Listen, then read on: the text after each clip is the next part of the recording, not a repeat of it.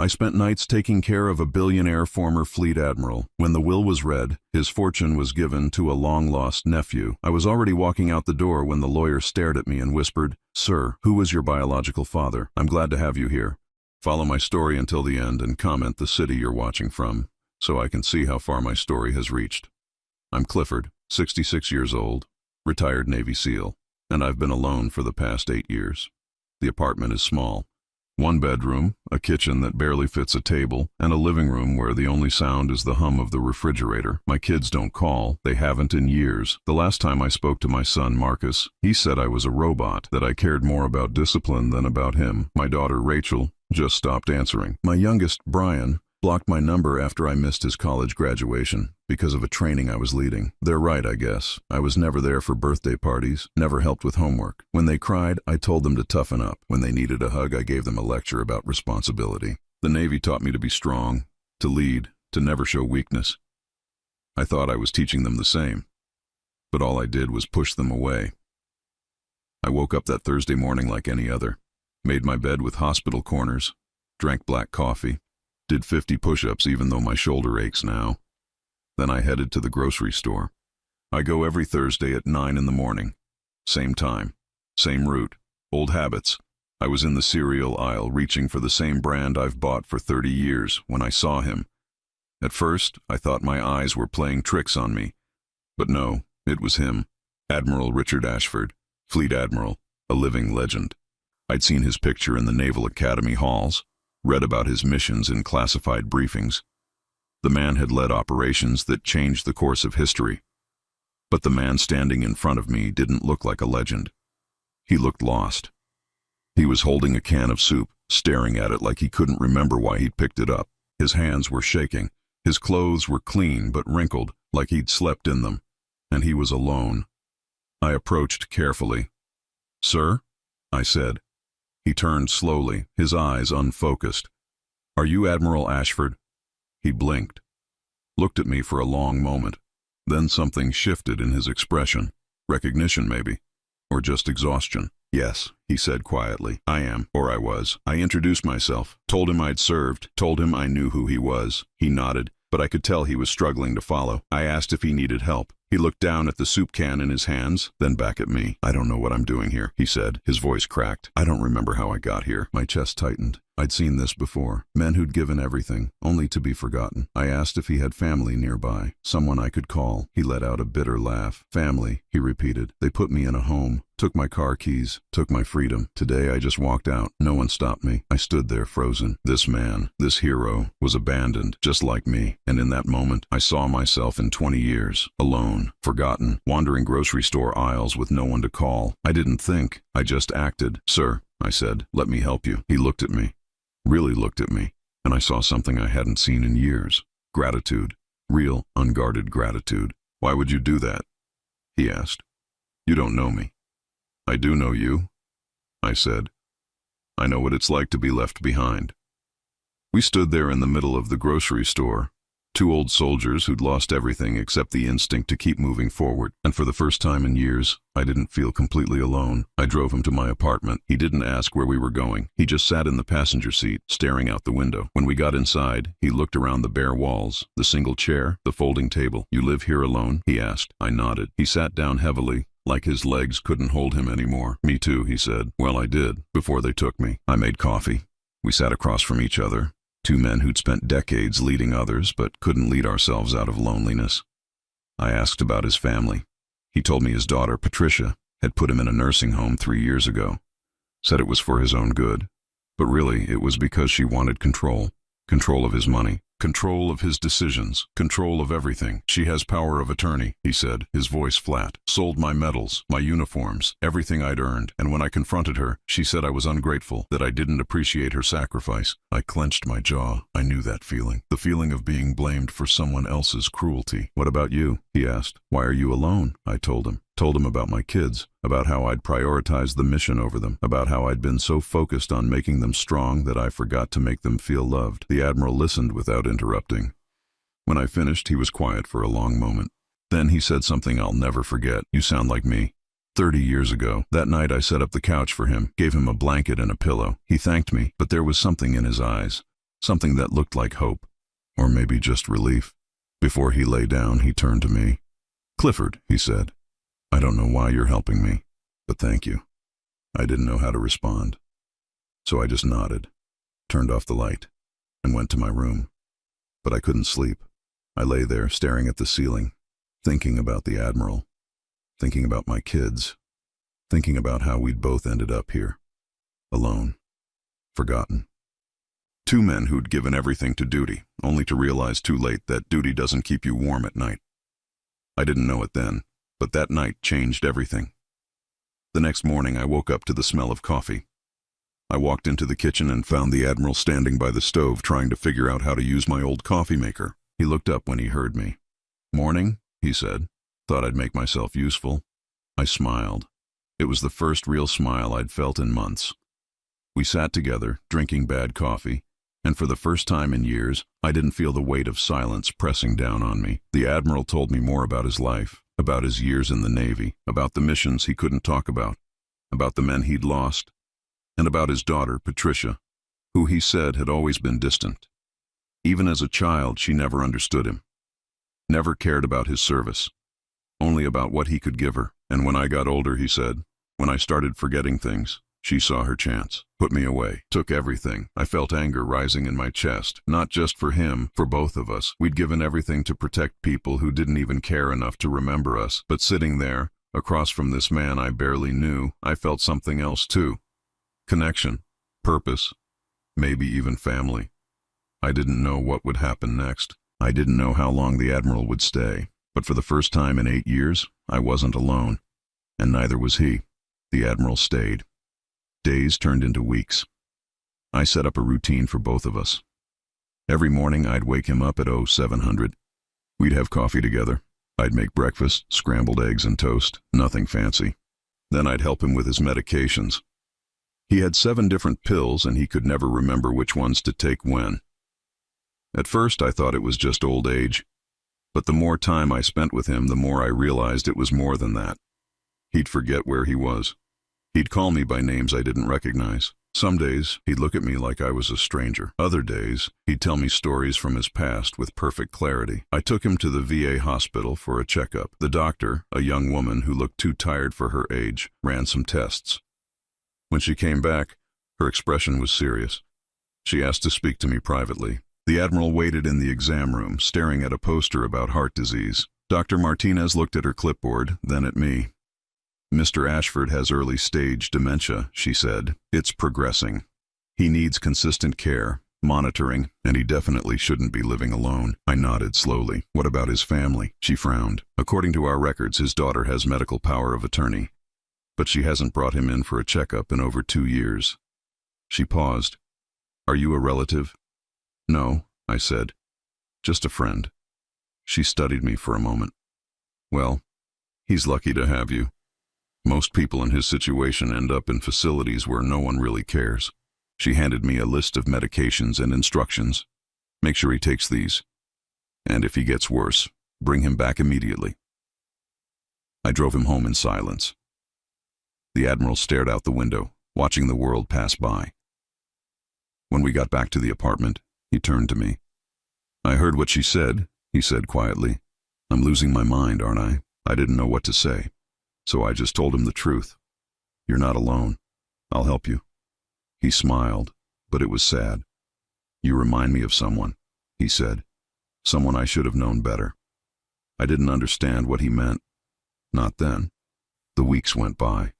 I cooked for him, made sure he took his meds, helped him shower when he couldn't remember how.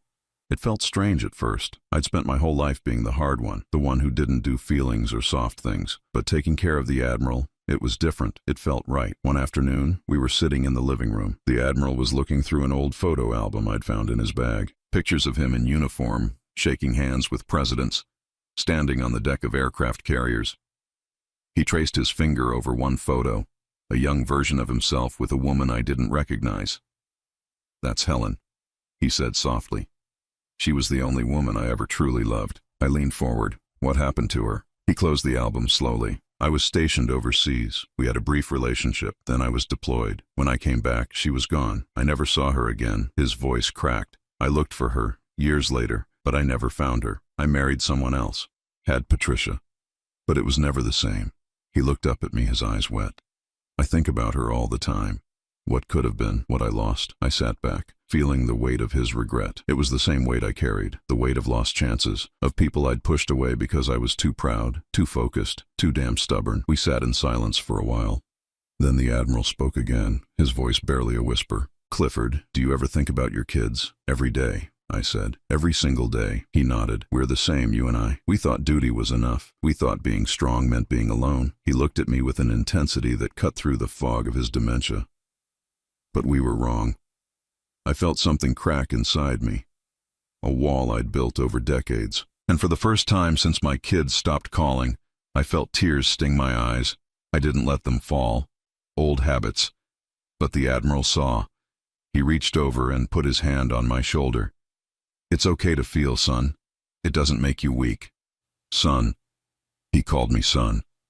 And in that moment, I realized something. This man, this stranger I'd found in a grocery store, understood me better than my own family ever had. The next day, the Admiral's health took a turn. He collapsed in the bathroom. I called 911, rode with him in the ambulance. At the hospital, they stabilized him. The doctor said his heart was weak, that he needed surgery, a bypass. Without it, he had maybe 6 months. I called the number on file for Patricia. She answered on the 5th ring. "What?" she snapped. I told her about her father, about the surgery, about how serious it was. There was a long pause. Then she sighed, annoyed. "I'll be there tomorrow." She showed up 2 days later. Walked into the hospital room like she was doing us a favor. She didn't hug her father, didn't ask how he was feeling. She just looked at me. "Who are you?" "I'm the one who's been taking care of him," I said evenly. She narrowed her eyes. "Why?" "Because someone had to." Patricia turned to her father. "Daddy, you can't just run off like that. You need professional care." The Admiral looked at her with tired eyes. "You mean you need my money?" Her face tightened. "That's not fair." "Fair?" The Admiral's voice was stronger than I'd heard in weeks. "You sold my medals, Patricia. You put me in that place and forgot about me. Don't talk to me about fair." She opened her mouth, then closed it, looked at me with pure hatred. Then she walked out without another word. The Admiral reached for my hand. "Stay with me, Clifford. Please." "I'm not going anywhere," I promised. The surgery was scheduled for the following week. The night before, the Admiral asked me to call his lawyer. I did. A man named Douglas Whitmore arrived an hour later, briefcase in hand. The Admiral asked me to step out while they talked. I waited in the hallway, feeling uneasy. When the lawyer came out, he nodded at me but didn't say anything. The Admiral called me back in. He looked exhausted but determined.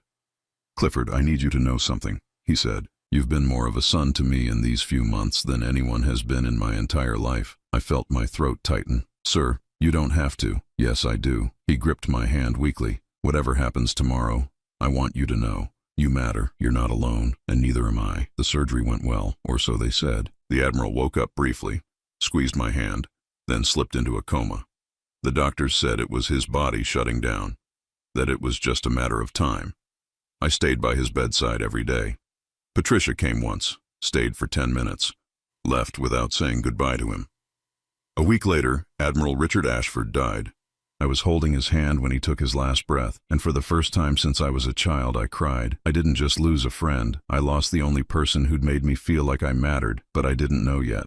The Admiral had one more surprise for me. The funeral was on a Tuesday. I arranged everything myself. The Navy sent an honor guard. They folded the flag with precision, handed it to Patricia. She took it without emotion, like it was just another object to store away. I stood in the back of the chapel. I wasn't family. I had no right to sit up front. But I needed to be there, needed to say goodbye to the only person who'd understood me in years. Patricia gave a speech, talked about her father's service, his sacrifice, his dedication to country. She didn't mention that she'd abandoned him, didn't mention the nursing home, didn't mention that he'd died with only a stranger by his side. When she finished, people clapped politely. I felt sick. After the service, people I'd never seen before came up to Patricia, distant cousins, old Navy buddies, people who wanted to pay respects, or maybe just be seen. I watched from the corner as Patricia played the grieving daughter perfectly, dabbing her eyes with a tissue, accepting condolences with a practiced sadness. No one talked to me. I was invisible, just the way I'd been my whole life. I was about to leave when Patricia's lawyer, Douglas Whitmore, approached me. "Mr. Reynolds," he said, "I need you to stay for the reading of the will." I frowned. "Why? I'm not family." He adjusted his glasses. "The Admiral requested your presence. Please, it's important." I followed him to a private room in the funeral home. Patricia was already there, sitting in a leather chair, legs crossed. She looked at me with cold eyes when I entered. "What's he doing here?" she asked Whitmore. The lawyer didn't answer. He opened his briefcase and pulled out a thick document. "Let's begin," he said. Patricia leaned forward, eager. I stayed by the door, ready to leave the moment this was over. Whitmore cleared his throat and began reading. "I, Admiral Richard James Ashford, being of sound mind and body, do hereby declare this to be my last will and testament." He went through the formalities. Then he got to the important part. "To my daughter, Patricia Ann Ashford, I leave the sum of $50,000 and my personal effects, excluding military honors and memorabilia." Patricia's face went pale. "50,000? That's it?" Whitmore continued without acknowledging her. "The remainder of my estate, including all financial assets, property, and investments, valued at approximately $40 million, I leave to James Richard Ashford, nephew, previously believed lost." The room went silent. I blinked. $40 million to a nephew no one had ever mentioned. Patricia stood up, her voice shaking with rage. "What nephew? Dad didn't have a brother. This is fraud." Whitmore remained calm. "I assure you, Mrs. Ashford, this is legitimate. James Richard Ashford is the sole beneficiary of your father's estate." Patricia slammed her hands on the table. "I'm contesting this. This is insane." She pointed at me. "He probably manipulated my father. Convinced him to change the will while he was sick." I felt my jaw tighten. I didn't even know about this. Whitmore closed the folder. "If you wish to contest, that's your right, but I should inform you that your father anticipated this reaction. He left detailed documentation, medical evaluations proving his mental competence at the time of signing, and witness statements." Patricia's face twisted with fury. She grabbed her purse and stormed out, heels clicking sharply against the floor. The door slammed behind her. I stood there, frozen. $40 million to a nephew I'd never heard of. I felt used. Felt like I'd been part of some game I didn't understand. I turned to leave. "Mr. Reynolds." Whitmore's voice stopped me. "I need to ask you something. It's important." I turned back, exhausted. "What?" He studied me carefully. "Who is your biological father?" I stared at him. "What kind of question is that?" "Please," he said. "It's relevant." I shook my head. "I don't know. My mother never told me. He left before I was born." "Why does it matter?" Whitmore reached into his briefcase and pulled out a sealed envelope. "The Admiral left this for you. He said you'd need to read it privately." I took the envelope. My hands were shaking. "What is this?" "The truth," Whitmore said quietly. And then he added, "Mr. Reynolds, I think you should sit down." I didn't sit. I tore open the envelope right there. Inside was a handwritten letter, the Admiral's handwriting, shaky but clear. "Clifford," it began, "if you're reading this, I'm gone, and you're probably confused. Angry, maybe even feeling betrayed. I don't blame you. I kept reading. There's something I never told you, something I only discovered 2 years ago when I hired a private investigator to find someone from my past, a woman named Helen, your mother." My breath caught. I kept reading, my vision blurring. "In 1958, I was stationed at a base in North Carolina. I met a woman. We had a brief relationship. I was young, reckless, and engaged to someone else. When my deployment orders came, I left. I never knew she was pregnant. I never knew about you. I had to stop, had to breathe. This couldn't be real." The letter continued. "Decades later, when I finally found Helen, she was gone, but I found records, birth certificates, your name, Clifford James Reynolds, born April 12, 1959. My son." My knees buckled. I grabbed the edge of the table to steady myself. "I watched you from a distance for months, learned about your life, your service, your family, and when you found me in that grocery store, I knew. I knew it was you. But I was a coward. I didn't tell you because I didn't want to hurt you more than I already had by being absent." My hands were shaking so hard I could barely hold the paper. "James Richard Ashford is you, Clifford. I gave you the inheritance under that name because legally, that's who you are, my son. The son I never got to raise, the son I never got to know. But in these last months, I finally got to be your father, and you were the son I always wished I'd had. Tears streamed down my face. I couldn't stop them. Forgive me for not telling you sooner. Forgive me for all the years I wasn't there. But know this, you are not alone. You never were. You are my son, and I am so proud of you. The letter ended with his signature, Richard Ashford, and below it, one more line. Dad. I collapsed into the chair. Whitmore handed me a tissue. I didn't take it. I just sat there, holding the letter, my entire world shattered and rebuilt in the span of 5 minutes. The Admiral was my father, the man I'd cared for, the man who'd understood me. He was my father, and I'd never known. Whitmore spoke gently. There are DNA results in the envelope as well, dated 6 months ago. He had them done before he started showing symptoms. Everything is documented, legal. I looked up at him. My voice was barely a whisper. Why didn't he tell me? Whitmore sat down across from me. He said he was afraid you'd reject him, afraid you'd think he was just another person who abandoned you. I wiped my face with the back of my hand. He was right. I would have. But he also said something else. Whitmore continued. He said that in the time you spent together, he got to know the man you became. And that was worth more than any apology he could have given. I stared at the letter in my hands, all those conversations, all those moments. He'd known the whole time, and I'd called him sir. I'd kept my distance. I'd treated him like a mission, not like family, because I didn't know how to be anything else. Whitmore stood. Take your time, Mr. Reynolds. Or should I say, Mr. Ashford, there's no rush. When you're ready, we'll handle the estate transfer. He left me alone in that room. I sat there for an hour, maybe more, holding the letter, reading it over and over, trying to understand how the universe had brought me to that grocery store, how I'd found my father without even knowing it, and how, once again, I'd lost him. But this time it was different. This time he'd left me something, not just money, something more important, the truth, and the knowledge that I mattered, that I was loved, even if I'd never known it while he was alive. I folded the letter carefully and put it back in the envelope. Then I stood up, straightened my shoulders, and walked out of that funeral home. Patricia was waiting in the parking lot. When she saw me, her eyes were full of venom. You think you've won? She hissed. I'm going to fight this. I'm going to prove you manipulated him. I looked at her, really looked at her, and I saw what the Admiral must have seen. A woman who only cared about money, who'd never loved him, who'd thrown him away the moment he became inconvenient. Go ahead, I said quietly. Fight it, but you'll lose. Because your father made his choice. And it wasn't you. I got in my car and drove away. In my rearview mirror, I saw her standing there, alone in the parking lot. And I realized something.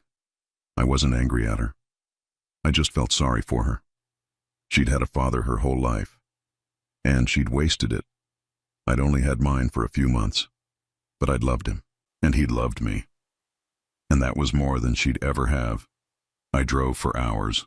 No destination, just driving. The letter sat on the passenger seat, and every time I glanced at it, a fresh wave of emotion hit me. Grief, anger, confusion, and something else I couldn't name. Maybe it was relief. Maybe it was just exhaustion. I ended up at the ocean, parked near a beach I used to run on during my active duty days. It was late afternoon, the sun starting to dip toward the horizon. I got out of the car, letter in hand, and walked toward the water. The waves crashed against the shore, steady, rhythmic, the same way they'd been for millions of years, indifferent to human pain. I sat down in the sand and read the letter again. 5th time, maybe 6th. My father. Admiral Richard Ashford was my father, and I'd spent months with him, never knowing, never having the chance to call him Dad while he was alive, never having the chance to tell him I understood, that I forgave him, that I loved him. My phone rang. I didn't want to answer, but I looked at the screen anyway. Marcus, my son. I stared at his name for a long moment, then let it go to voicemail. 30 seconds later, a text came through. Dad, I heard about the Admiral. I'm sorry. I read it 3 times. Sorry. That's all he said. Not I want to talk, not let's meet. Just sorry. I typed out a response, started to write something about how I wished things were different, how I missed him, how I wanted to try again. But I deleted it. Instead, I just wrote, "Thank you." I put the phone away and stared at the ocean. My whole life, I'd believed that being strong meant being alone, that needing people made you weak. The Navy reinforced that, made me believe that the mission was everything, that emotions were distractions, that love was a luxury I couldn't afford. But sitting there, holding my father's letter, I realized how wrong I'd been. Strength wasn't about standing alone. It was about letting people in, about being vulnerable enough to connect. And I'd spent 66 years refusing to do that. The Admiral understood. He'd made the same mistakes, and in the end, he'd tried to fix them. Not by demanding forgiveness, not by forcing reconciliation, but by showing me, through his actions, what it meant to care. He'd been my father for 3 months. And in that time, he'd taught me more about being a man than I'd learned in 6 decades. I stayed at the beach until dark. When I finally drove home, I felt different, not fixed, not healed, but different, like something inside me had shifted, like a door I'd kept locked for years had finally opened. The next morning, Whitmore called. "Patricia is filing a lawsuit," he said, "contesting the will, claiming undue influence and mental incapacity." I wasn't surprised. "What do? We fight," he said simply. "I have everything we need. Medical records proving the Admiral was mentally competent, testimony from doctors, the DNA results, and the letter. Everything is airtight. How long will it take? Months, probably. Maybe a year. She's going to drag this out as long as she can." I exhaled. "Fine. Do what you need to do." Whitmore paused. "Clifford, there's something else. The Admiral left instructions, specific things he wanted you to do with the inheritance. He didn't want you to just have the money. He wanted you to use it. Use it how? There's another letter in his safety deposit box. He wanted you to read it before making any decisions about the estate. Where's the box? First National Bank. Downtown. I'll meet you there this afternoon." I hung up and sat in silence. More letters, more secrets. I didn't know if I could handle any more revelations. But I went anyway. The bank was cold and sterile. Whitmore was already waiting when I arrived. We were escorted to a private room. A bank employee brought in a metal box, set it on the table, and left us alone. Whitmore handed me a key. "This is yours now." I unlocked the box. Inside were papers, documents, and another envelope with my name on it. I opened it carefully. "Clifford," the letter began. "If you're reading this, you know the truth. You know you're my son. And you're probably angry, confused, maybe even feeling betrayed. I understand." I kept reading, "But I need you to understand something. I didn't give you this inheritance to ease my guilt. I gave it to you because you deserve it. Not because you're my son, but because of who you are. A man of honor. A man who cared for a stranger when no one else would. A man who deserves a second chance." My throat tightened. "I watched you, Clifford. I saw how you lived. Alone, punishing yourself for mistakes you think you made. But you weren't the villain in your story. You were just a man doing the best he could with what he knew. And sometimes, that's not enough. But it doesn't make you a bad person. It just makes you human." I had to stop reading, had to breathe. The letter continued. "I'm giving you this money because I want you to have the chance I never did, the chance to make things right, not by forcing your kids to forgive you, not by demanding they accept you, but by showing them, the way you showed me, what it means to care without expecting anything in return." I wiped my eyes. "Use this money wisely, Clifford. Help people who need it. Veterans who've been forgotten. Families who've been torn apart. And maybe, just maybe, find a way to let your kids see who you really are. Not the soldier, not the machine, just the man." The letter ended with his signature, and below it, another line. "I'm proud to have been your father." Even if it was only for a little while. I sat there holding the letter, feeling the weight of his words. Whitmore didn't say anything, just let me process. Finally, I looked up. What did he want me to do? Whitmore opened a folder. He left detailed instructions. He wanted you to establish a foundation for veterans dealing with family estrangement. He wanted programs for counseling, mediation, support groups. He even outlined the structure, staff, funding, everything. I stared at the documents. He'd thought of everything, planned it all out, left me a roadmap for how to make something good out of the pain we'd both carried. He also left this, Whitmore said, handing me a small wooden box. Inside was a military medal, the Navy Cross, the Admiral's Navy Cross, and beneath it, a note. For my son. So you never forget that you are a hero too. I closed the box carefully. My hands were shaking. Whitmore spoke gently. He believed in you, Clifford, more than you know. I didn't trust myself to speak. I just nodded. The lawsuit took 11 months. Patricia fought hard, hired expensive lawyers, tried to prove the Admiral wasn't mentally competent, tried to prove I'd manipulated him, tried to prove the DNA results were fake. But Whitmore was right. Everything was airtight. The medical records were clear, the DNA was irrefutable, and the letter the Admiral had written was read in court, every word. When the judge made the final ruling, Patricia was ordered to cease all legal action. The estate was mine, $40 million, and the weight of my father's hopes. Patricia didn't look at me when she left the courtroom, just walked out with her lawyers, her face tight with fury. I didn't feel victorious. I just felt tired. Whitmore shook my hand. "Congratulations," he said. "What will you do now?" I looked down at the folder in my hands. The foundation plans, the Admiral's legacy. "I'm going to do what he asked," I said. "I'm going to help people." Whitmore smiled. He'd be proud. I left the courthouse and drove to the cemetery, stood in front of the Admiral's grave. The headstone was simple, just his name, rank, and dates. I placed the Navy Cross on the grave, knelt down in the grass. "I found you, Dad," I said quietly. "I found you, and I lost you, and I found you again. And I'm going to make sure your life meant something. I'm going to make sure other people don't have to feel the way we did." The wind picked up, rustling the trees. I stayed there for a long time. Just me and the man I'd never gotten to call father while he was alive. But I called him that now. And somehow I think he heard me. When I finally stood up, I felt lighter, not happy, not fixed, but lighter, like I'd been carrying a weight for 66 years and had finally been given permission to set it down. I walked back to my car, checked my phone.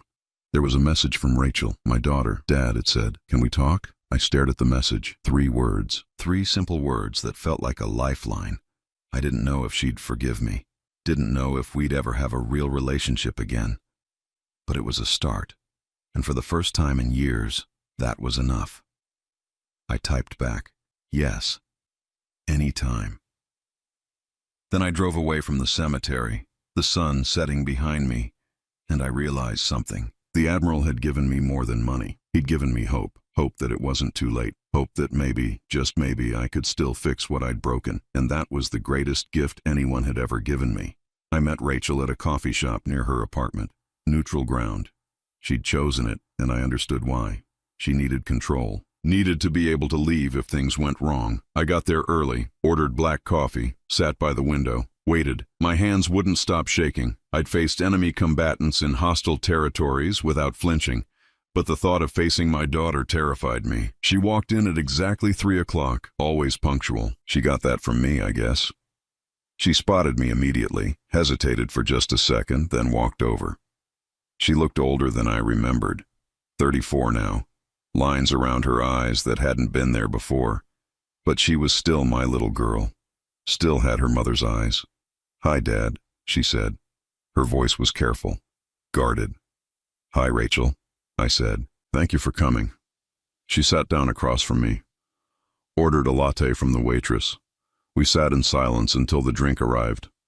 She wrapped her hands around the cup, staring at it like it held answers. "I heard about the Admiral," she finally said. "Marcus told me." I nodded. I didn't know what to say. She took a sip of her latte. "He was your father, your biological father." "Yes," I said quietly. "I just found out." Rachel looked up at me. Her eyes were wet. That must have been hard, finding him and losing him like that. It was, I admitted. But I'm grateful I got to know him, even if it was only for a little while. She set her cup down. "Why didn't you ever talk about your parents, about your past? We grew up knowing nothing about where you came from." I stared at my coffee. "Because I didn't want you to know. Didn't want you to see me as someone who'd been abandoned. I thought if you knew the truth, you'd think I was weak." Rachel let out a bitter laugh. "Weak? Dad, we thought you were made of stone. Made. We thought you didn't care about anything except the Navy, except the mission." I flinched. I know I failed you." She shook her head. "You didn't fail me because you were weak. You failed me because you wouldn't let us in, because you acted like emotions were the enemy." I looked at her, really looked at her, and saw the pain I'd caused. The years of feeling unloved, unwanted. I'd done to her exactly what I'd feared someone would do to me. "I'm sorry," I said. My voice cracked. "I'm so sorry, Rachel. I thought I was protecting you, teaching you to be strong. But all I did was push you away." She wiped her eyes. "You did. You pushed all of us away. And when we needed you most, you weren't there." I swallowed hard. "I know. I can't take that back. Can't fix what I broke. But I want you to know something. Taking care of the Admiral, it changed me. He showed me what I'd been doing wrong my whole life, and I don't want to die without you knowing that I see it now. I see what I did, and I'm sorry." Rachel was quiet for a long time. She stared out the window, watching people walk by. When she finally spoke, her voice was soft. "I want to believe you, Dad. I really do. But I've been hurt too many times. We all have." "I understand," I said. "I'm not asking for forgiveness. I'm not asking you to forget. I just wanted you to know that I'm trying. And if you ever want to talk, I'm here." She nodded slowly. "Okay." We sat there for another hour, talked about small things. Her job as a teacher, her partner, someone she'd been with for 2 years, someone I'd never met. She showed me pictures on her phone, pictures of a life I knew nothing about. When we said goodbye, she hugged me. It was brief, awkward, but it was something. I held on maybe a second too long, and when she pulled away, I saw tears in her eyes. "Take care of yourself, Dad," she said. "You too, sweetheart." I watched her walk away, and I felt something I hadn't felt in years. Hope. Real, fragile hope. I used part of the inheritance to pay off Rachel's student loans. She didn't know it was me. I had Whitmore set it up anonymously. She called me a week later, confused and grateful. I just told her I was happy for her. Didn't tell her the truth. Didn't need her to know. I just wanted her to have one less burden. Marcus was harder. He didn't respond to my messages. Didn't answer when I called. I sent him a letter, handwritten. Told him about the Admiral. Told him about the foundation I was starting. Told him I understood if he never wanted to see me again, but that I loved him. That I'd always loved him, even when I didn't know how to show it. He didn't respond. Not for months, but I didn't give up. I kept sending letters, not too often, just once a month, updates about my life, about the foundation, about what I was learning. I didn't ask for anything, didn't demand reconciliation, just let him know I was there. Brian, my youngest, was somewhere in between. He agreed to meet me for lunch. We sat across from each other in a diner, the same diner I used to take him to when he was a kid. He ordered a burger. I ordered coffee. "Why now, Dad?" he asked. "Why are you suddenly trying?" I set my cup down. "Because I finally understand what I lost, and I don't want to die without at least trying to fix it." He stared at me. "You really think you can fix this? After everything?" "I don't know," I said honestly. "Maybe not, but I have to try." He ate his burger in silence. When he finished, he looked at me. "I'm not ready to forgive you," he said, "but I'm willing to listen. That's all I'm asking." He nodded. "Okay, we can try this. But if you screw up again, I'm done. No more chances. I understand." We started meeting once a month, just lunch. Sometimes we talked about the past, sometimes we didn't talk at all. But it was something, a foundation, fragile, but real. I poured myself into the Admiral's foundation, hired a team, set up counseling programs for veterans and their families, created support groups, built a network of mediators who specialized in family reconciliation. The foundation wasn't just about money, it was about giving people the tools to rebuild what they'd lost. I called it the Ashford Foundation, my father's name, his legacy. The first year was hard. We helped 23 families. Some reconciled, some didn't. But every single person who walked through our doors left knowing they weren't alone, that someone understood. I started attending the support groups myself, not as a leader, just as a participant. Sat in circles with other veterans who'd lost their families, who'd chosen duty over love, who carried the same regrets I did. And I shared my story, told them about the Admiral, about finding my father and losing him, about my kids, about the mistakes I'd made, and I listened to theirs. One night, a man named James stood up. He was in his 50s, Marine, divorced, 3 kids who wouldn't speak to him. He looked at me and said, "I spent my whole life thinking I was doing the right thing, but I was just running away. Running from the things that scared me. Love, vulnerability, needing people." I nodded. I knew exactly what he meant. We're all running, I said. But maybe it's time to stop. The room was quiet. Then someone else spoke. And another. And another. And we sat there, a room full of broken men, finally admitting that we needed help, that we needed each other. It was the first time in my life I didn't feel alone. 6 months after I met with Rachel, she invited me to her place for dinner. I almost said no. Almost made an excuse.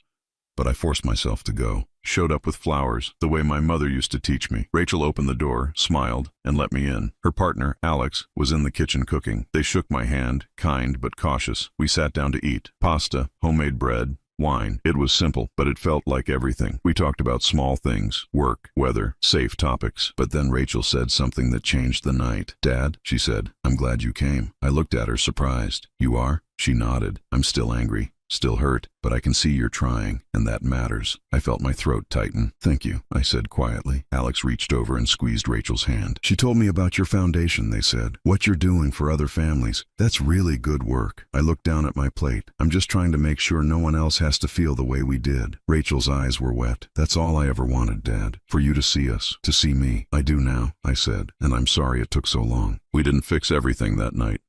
Didn't erase decades of pain. But we started. Really started. And when I left, Rachel hugged me again.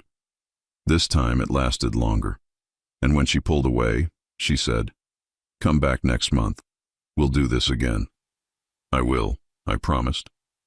Marcus still hadn't responded, but I kept writing, kept hoping. And then, one day, almost a year after I sent the first letter, my phone rang. Unknown number. I almost didn't answer. "Hello, Dad?" Marcus's voice, uncertain, guarded. "Marcus," I said, my heart pounding. "I'm here." Silence. Then, "I got your letters." I waited, didn't push. "I don't know if I can forgive you," he said. "But I wanted you to know. I read them. All of them." "Thank you," I said. That's all I needed to hear. Another silence. Then, "Maybe we can talk sometime. Not now, but sometime." "Whenever you're ready," I said. "I'll be here." He hung up. But it was enough, more than enough. I sat in my apartment that night, staring at the phone. My kids were still hurt, still angry, but they were talking to me. And that was something I'd thought I'd lost forever. I thought about the Admiral, about how he'd spent his last months trying to give me a second chance, trying to show me it wasn't too late. And I realized something. He hadn't just given me money. He'd given me time. Time to rebuild, time to heal, time to become the father I should have been. And I wasn't going to waste it. 2 years after the Admiral's death, I stood in front of the Ashford Foundation building. It was a modest place, nothing fancy, just a converted office space with large windows and a sign out front, but it was ours. A place where veterans and their families could come for help, for hope. Inside, the walls were covered with photos, veterans who'd reconnected with their families, kids who'd found their way back to their parents, success stories, but also reminders, pictures of the Admiral, of me, of everyone who'd walked through these doors looking for a second chance. I walked through the main room. Counseling sessions were happening in private offices. A support group was meeting in the conference room. Laughter came from somewhere down the hall. Real laughter, the kind that happens when people finally let their guard down. Sarah, the foundation director, came up to me. "Morning, Clifford," she said. "We've got 3 new families starting this week." I nodded. "That's good. Really good." She smiled. "You should be proud. You've helped a lot of people." I looked around the room. The Admiral helped people. "I'm just continuing what he started." She squeezed my shoulder. "He'd be proud of you." I hope so. I really did. That afternoon I had lunch with Brian. We met at the same diner, same booth. It had become our routine. Once a month, every month, for 2 years now. He ordered a burger. I ordered coffee. "How's the foundation?" he asked. "Good," I said. "Growing. We're thinking about opening a second location." He nodded, impressed. "That's great, Dad." I looked at him. We still had a long way to go. Still had conversations we hadn't had. Wounds that hadn't healed completely. But we were trying, and that meant everything. "I wanted to tell you something," I said. "I've been working with a therapist at the foundation, dealing with some things." Brian set down his burger. "Yeah? Yeah, I wanted you to know. I'm trying to understand why I did what I did, why I pushed you all away. And I'm learning, slowly, but I'm learning." He studied me for a moment. "That takes guts, Dad, to admit you need help." I shrugged. "The Admiral taught me that asking for help isn't weakness, it's strength." Brian smiled. A real smile. one I hadn't seen in years. I'm glad you're doing that. We finished lunch, talked about his job, his girlfriend, normal things. When we said goodbye, he hugged me. A quick hug, but genuine. And when he pulled away, he said, "See you next month?" I nodded. Absolutely.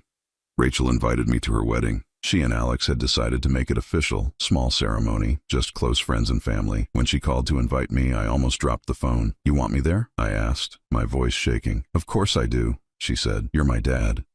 Those words, "You're my dad." I'd waited so long to hear them again, to know that I still mattered to her.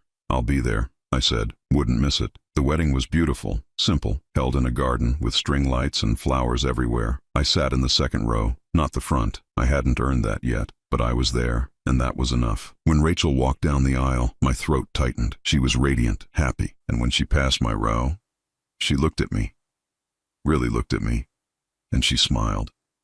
Not a forced smile, a real one.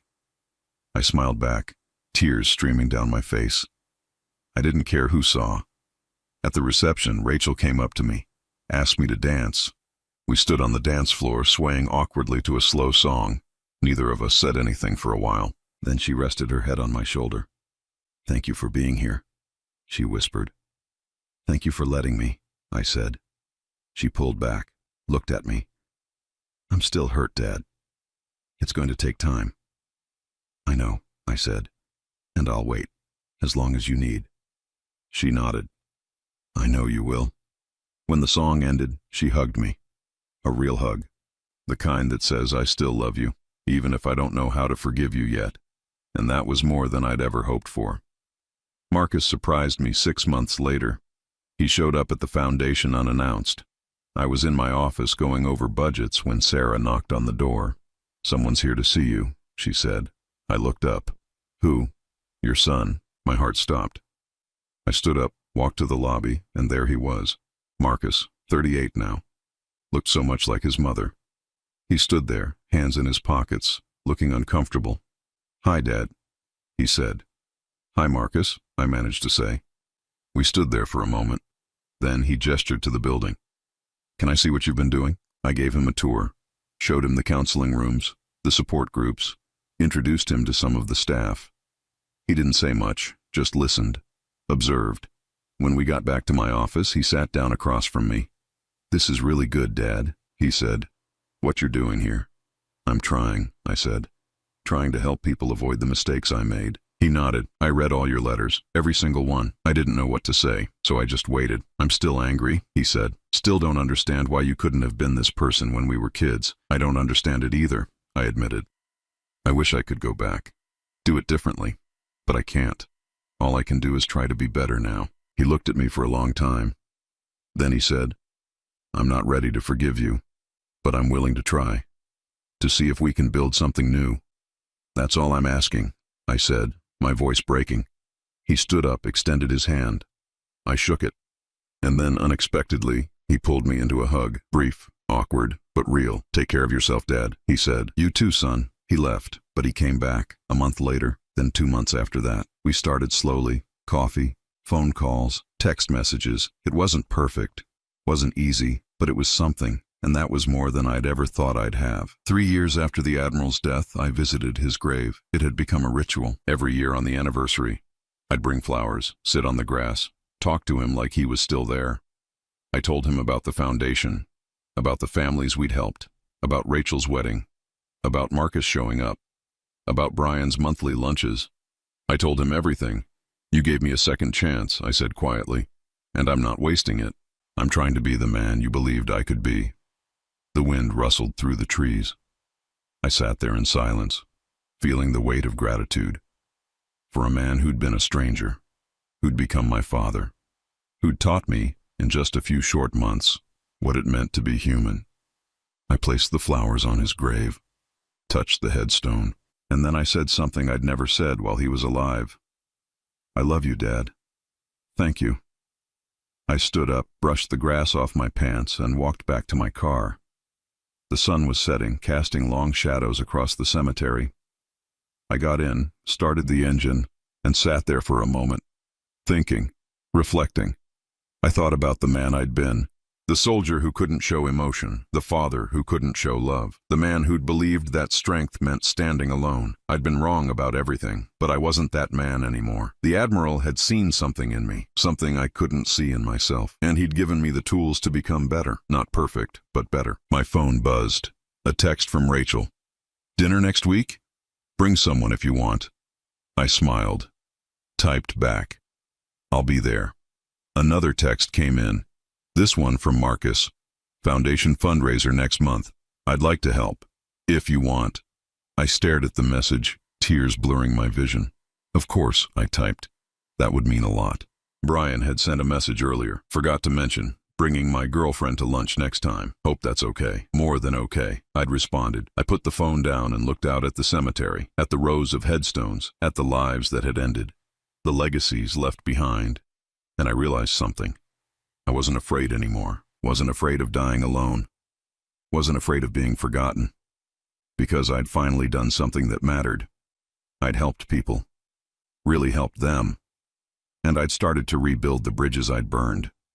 Not all of them. Some were too damaged, but enough to know that I wasn't alone anymore. I drove home as the sun disappeared below the horizon. My apartment was still small, still simple, but it didn't feel empty anymore. There were pictures on the walls now. Pictures of Rachel's wedding, of Brian and his girlfriend, of Marcus at the foundation, and in the center a picture of the Admiral, my father. I made dinner, sat at the table, ate in silence, but it wasn't the heavy silence of loneliness. It was the quiet of peace, of contentment, of a man who'd finally found his way home. That night I pulled out the Admiral's letter, read it one more time. His words still hit me the same way they had the first time. Use this money wisely, help people, show your kids who you really are. I'd done that, not perfectly, but I'd tried, and I was still trying. I folded the letter carefully and put it back in its envelope. Then I placed it in a drawer next to the Navy cross he'd left me, closed the drawer, and walked to the window. The city stretched out before me, lights twinkling in the darkness, people living their lives, fighting their battles, searching for connection. I thought about all the veterans who'd walked through the foundation doors, all the families who'd found their way back to each other. And I thought about the Admiral. About how one act of compassion, one choice to help a stranger, had changed everything. I didn't have all my kids back, didn't have the perfect family reunion, but I had something real, something honest, and that was more than I'd ever thought I deserved. I thought about my father's last words to me. "You matter. You're not alone." He was right. I wasn't alone, not anymore. I turned away from the window and went to bed. And for the first time in 68 years, I slept peacefully, no regrets weighing me down. No guilt suffocating me, just peace, hard-earned, well-deserved peace. The Admiral had given me a gift, not money, not status, but something far more valuable. He'd given me the chance to become the man I was always meant to be, a father, a friend, a human being, and I'd finally accepted it. I closed my eyes and I could almost hear his voice, steady, calm, proud. "Well done, son, well done." And I knew, wherever he was smiling. Because I'd kept my promise. I'd made his life mean something, and in doing so, I'd finally made mine mean something too.